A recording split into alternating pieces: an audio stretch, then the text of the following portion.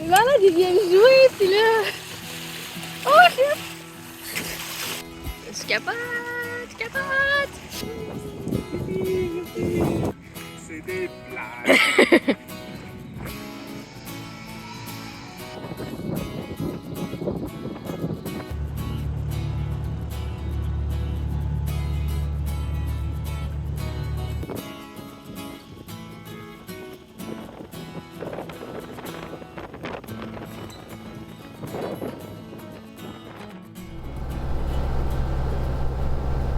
Depuis plus de 10 jours, l'intracostal nous porte vers le sud. Les bateaux échoués, abandonnés ou négligés sont nombreux, tout comme les pélicans et les dauphins. Je pense qu'ils jouent un peu, là. Ah, ils jouent avec nous, là, je pense, là. Sans oublier les autres navigateurs. Sauf qu'il est temps d'une sortie en mer. Je sais pas si vous vous en souvenez, mais dans le dernier épisode, on vous laissait sur un avant-goût. On est lundi le 13 novembre, il est à peu près 9h le matin. Puis on a officiellement décidé qu'on allait faire un passage par la mer. Après avoir quitté Wrightsville Beach en Caroline du Nord, on a donc parcouru environ 20 000 nautiques dans l'intracostal pour sortir à l'inlet de Cape Fear. De là, on prend la mer et on se dirige vers Charleston en Caroline du Sud à environ 130 000 nautiques. À 5 nœuds de vitesse en moyenne, on prévoit le faire en à peu près 30 heures et donc d'y être le lendemain en matinée. On n'est pas des gens téméraires, mais là, il y a peut-être un petit peu de témérité parce que les conditions sont quand même moyennes. On est un petit peu... En tout cas, moi, j'ai des petits papillons dans le bedon. Moi aussi. Je pense que ça va être une expérience intéressante à vivre. Ouais, on va vous le dire sans regret. Ouais, bon, finalement, les prévisions ont apparemment changé. Les conditions sont tout sauf téméraires. C'est pas pour rien qu'on est loin d'être les seuls à prendre le large ce matin-là, même que le vent se fait rare en journée.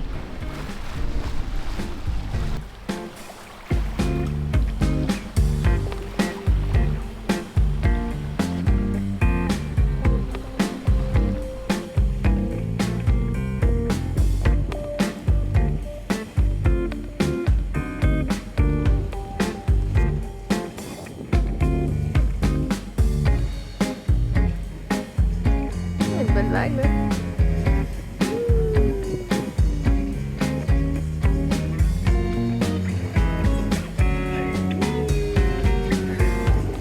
Oui, ça paraît pas. Oh, ça paraît mieux comme. C'est la vague de 5 pieds, mais tellement longue. Ouais.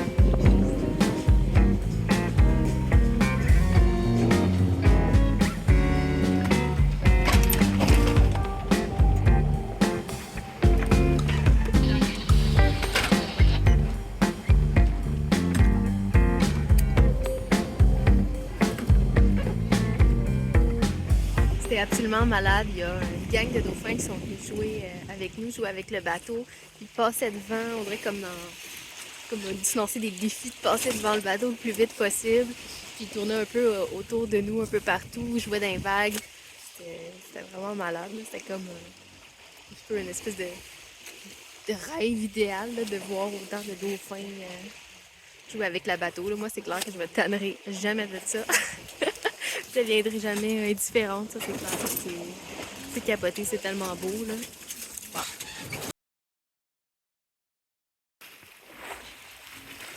Il y en a deux!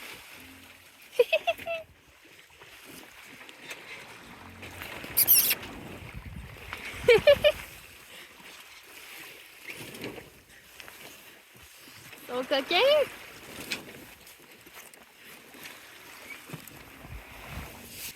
Hey Guillaume, il y en a plein! J'ai déjà vécu de belles expériences avec des dauphins sauvages en voyage, mais de le vivre avec notre bateau, c'est magique. C'est malade, Guillaume, il y en a genre 5! Il y en a plein, là! C'est malade, ils viennent jouer, puis là... Oh, shit! Oh! Ils passent genre dans le bateau, comme genre, ils font des défis, genre. Je capote, je capote! Wouhou!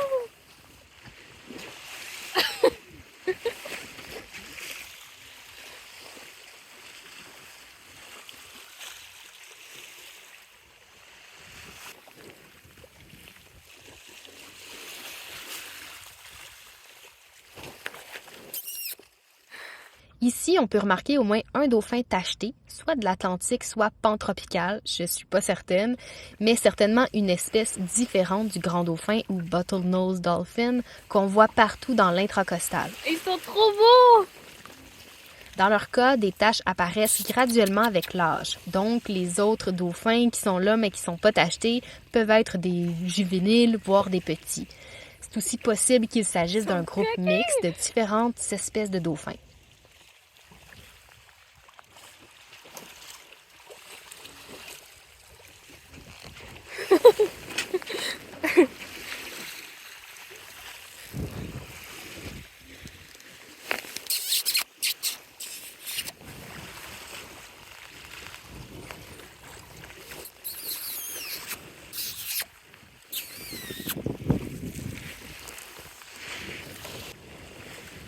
Je me tannerai jamais de ça, là.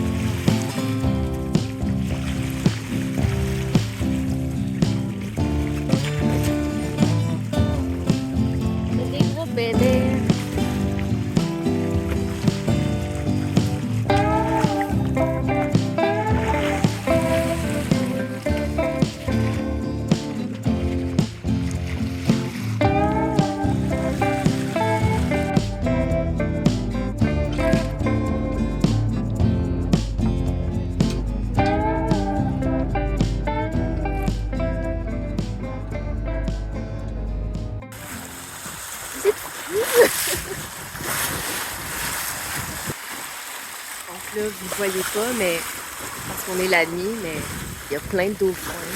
Je sais pas sont combien, plein de dauphins qui jouent avec le bateau. Puis c'est fou, ils ont comme du... je pense que c'est comme du petit plancton lumineux là, sur leur peau. Ça leur donne un petit côté magique, encore plus, mais c'est malade ce que je vis en ce moment, l'émotion que je ressens, c'est juste incroyable de les voir là, filer là, à toute vitesse. C'est incroyable. Au fond, il faut faire attention, parce que nous, on est là, avec le petit triangle rouge, puis dans le fond, là, vous voyez, il y avait comme un tracé avec un point. Et juste à côté, ici, non, il y a un haut fond. Donc, il faut faire attention à ça. Il ne faut pas jouer trop avec les dauphins. Il faut que je surveille qu'on n'aille pas dedans.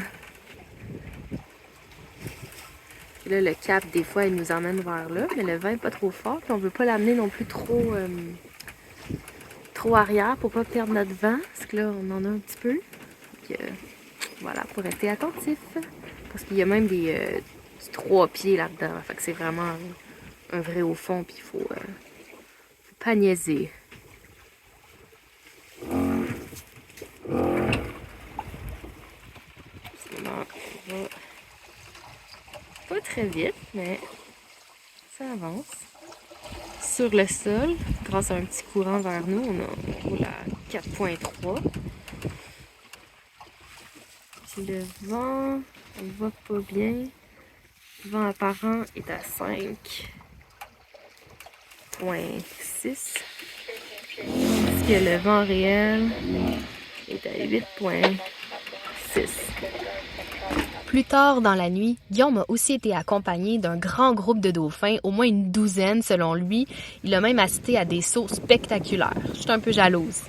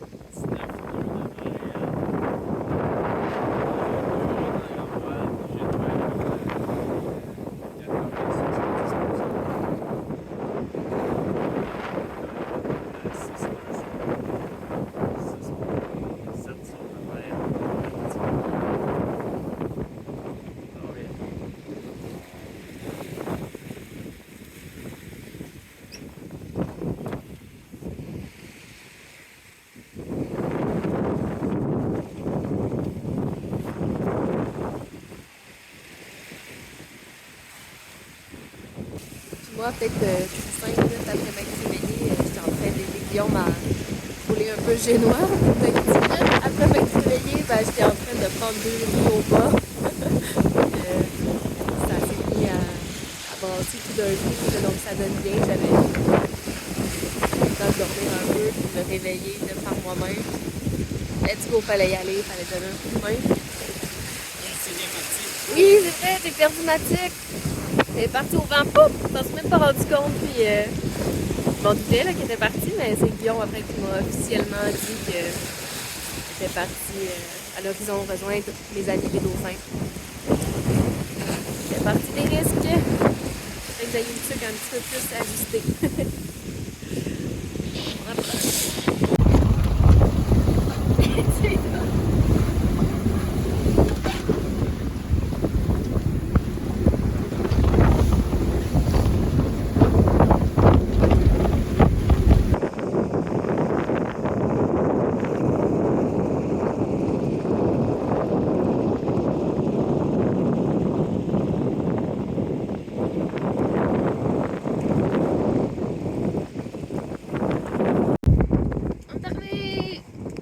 Hey!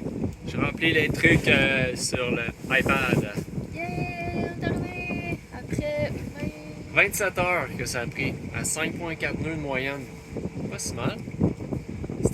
J'avais calculé à 5 nœuds de moyenne, c'était 30 heures. Fait qu'on est 3 heures d'avance sur l'horaire planifié. Fait que c'est bon. On a fait 17 heures de voile, 10 heures de moteur. Fait que c'est bon. Ça a bien été. La voile, à la fin, c'était de la bonne voile rock'n'roll. C'était le fun. Ça roulait bien. Plus que hier, avant qu'on parte le moteur, où est-ce qu'on roulait à 2,5 nœuds. Fait que, non, c'est on était un petit peu découragés. un peu découragé. Je regardais même pas les dauphins. C'était un peu plus bas que les prévisions. C'était un peu décourageant. J'avais peur que ça reste de même jusqu'à ici. Mais finalement, le vent s'est relevé vers 11h. Fait que j'ai pu rouvrir le génois vers 11h dans la nuit. Fait que c'était pas pire. Maintenant, on va visiter Charleston. On part à la course. On va peut-être faire une petite sieste avant. Petite sieste. Fin de journée relax. Puis demain, peut-être. Demain, on va voir la météo. S'il pleut. Notre arrêt à Charleston est agréable malgré la grisaille. Les riches maisons coloniales, les nombreuses boutiques. Je vous montrerai bien tout ça, mais je me suis arrêtée à la fontaine en ananas. Ah oui, et aussi les gigantesques pointes de pizza qu'on a mangées en attendant que la pluie s'arrête alors qu'on revenait de la buanderie.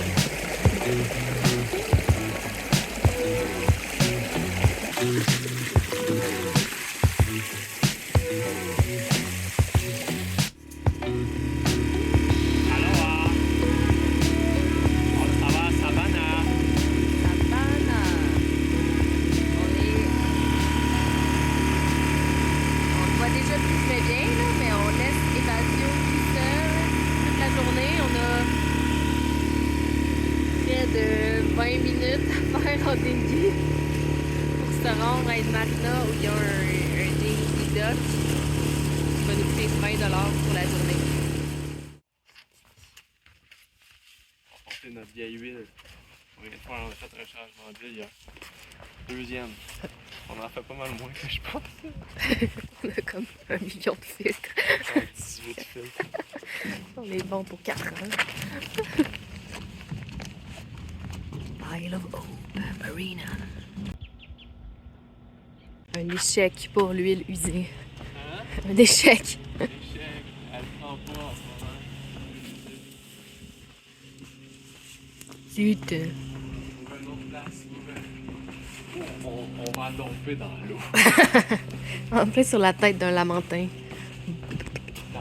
d'un dauphin. C'est des blagues. C'est des blagues. C'est pas vrai. On ferait pas ça. C'est des blagues.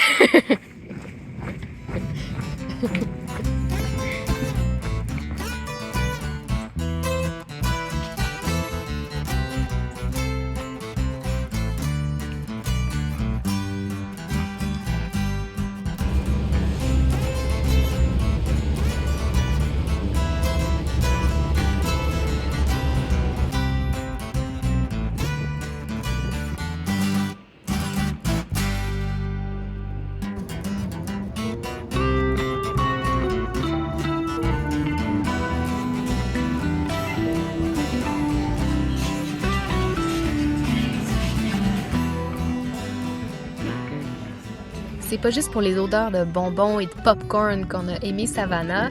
Ça y a contribué, c'est sûr, mais c'est une ville qu'on a aussi bien aimée pour ses bâtiments historiques, pour ses arbres typiques des États du Sud, pour ses parcs, ses jolis quartiers résidentiels et l'ambiance assez relaxe dans l'ensemble.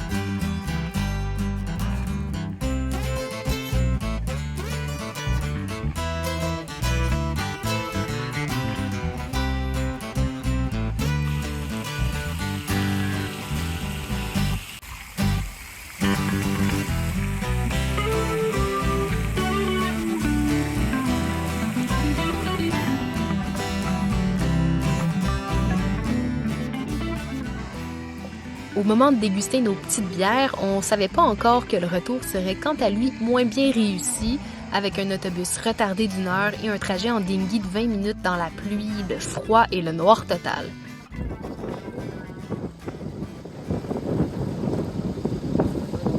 Passage. Comment tu disais que ça s'appelait? Hellgate. Hellgate. C'est le pire? Ah, ouais, c'est ça. Donc, un passage très étroit, pas très creux. Ça va vers là.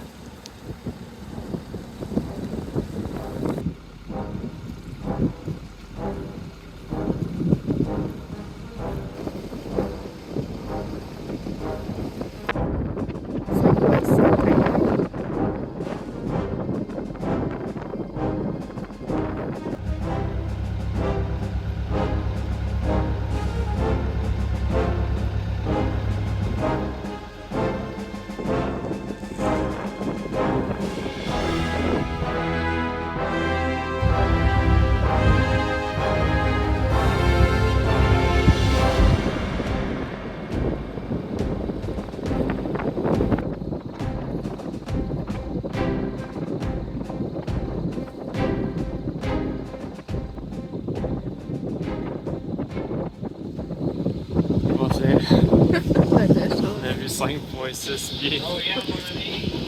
5,6, hein, le plus bas. Ah, Ce 5,6 a été le plus bas. ouais. Fait intéressant du futur, après vérification, notre profondimètre était trop conservateur et nous indiquait 2 pieds de moins que la profondeur réelle. Autrement dit, notre fameux 5 pieds 6 était plutôt 7 pieds 6.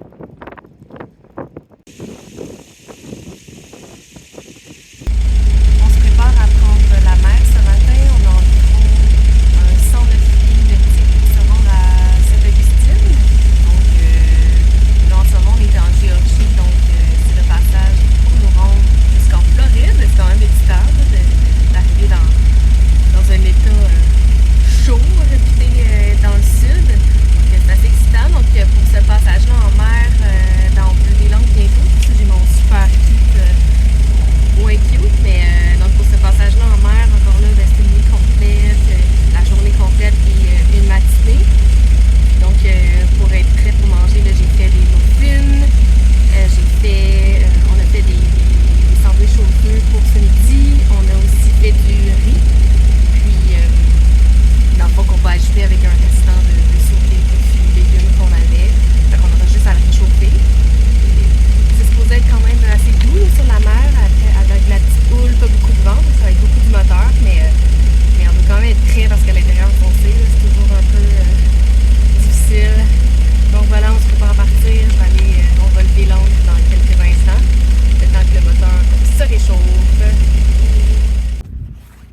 première chose à faire, c'est d'enlever la griffe qui prend le poids, dans le fond, la pression, au lieu que ce soit le gain d'eau. Donc, la première chose à faire, c'est d'enlever ça.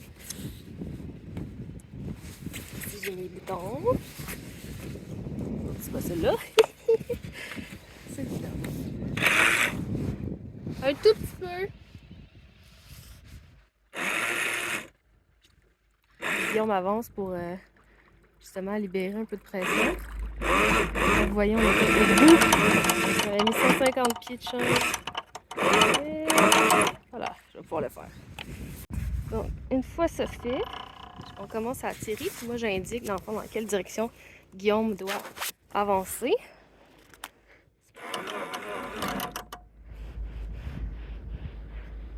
Pendant que je tire.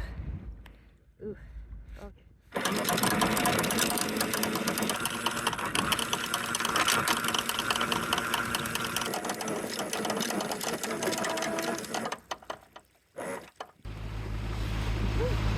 Et voilà, c'est terminé.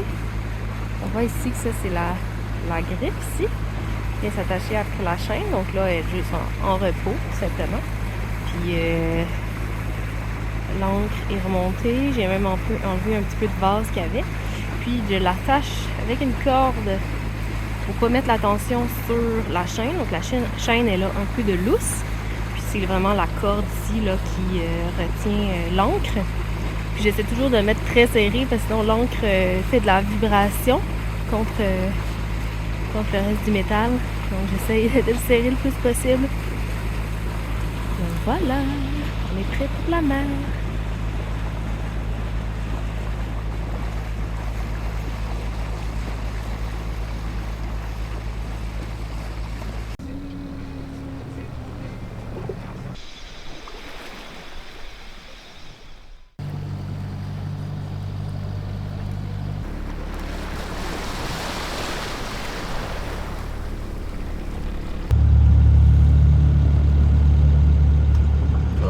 Fatigué ce petit oiseau. Des petits dodos. Notre petit ami ici est arrivé directement dans le cockpit et s'est posé à quelques pouces de moi avant d'aller se mettre à l'abri dans la toile du Dodger.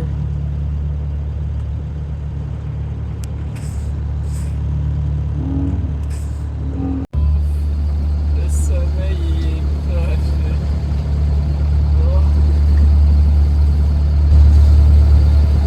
Juste besoin de faire des petits dodos.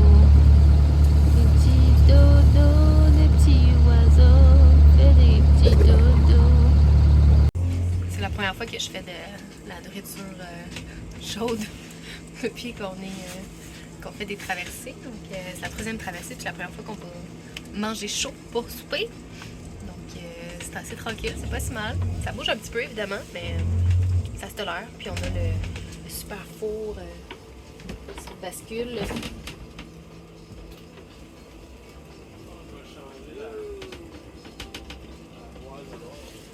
Ça va être bientôt prêt. La nuit s'est bien passée, même si le sommeil a été rare, comme à l'habitude. Encore cette fois, le vent s'est mis à souffler plus fort en matinée. Quant à notre petit ami l'oiseau, je pense pas qu'il ait bu ni mangé ce qu'on lui a offert et, surpris par une manœuvre, il s'est enfui vers le devant du bateau en soirée. On l'a évidemment laissé en paix et le lendemain, il avait disparu. J'aime penser qu'il a simplement repris sa route vers la côte après un petit repos et qu'il est sain et sauf quelque part, chantant les louanges de l'équipage l'ayant accueilli. Arrivé à Sainte-Augustine, on s'ancre pour terminer la journée tout en douceur. À défaut d'avoir côtoyé des dauphins pendant ce passage en mer, on a droit à un sympathique comité d'accueil.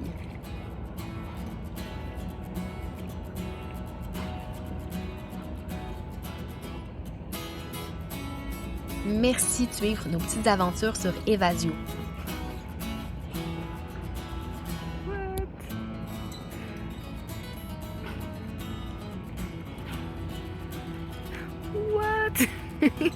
Pour nous encourager et nous motiver à produire de nouveaux épisodes, vous pouvez aimer la vidéo et surtout vous abonner à la chaîne. À la prochaine!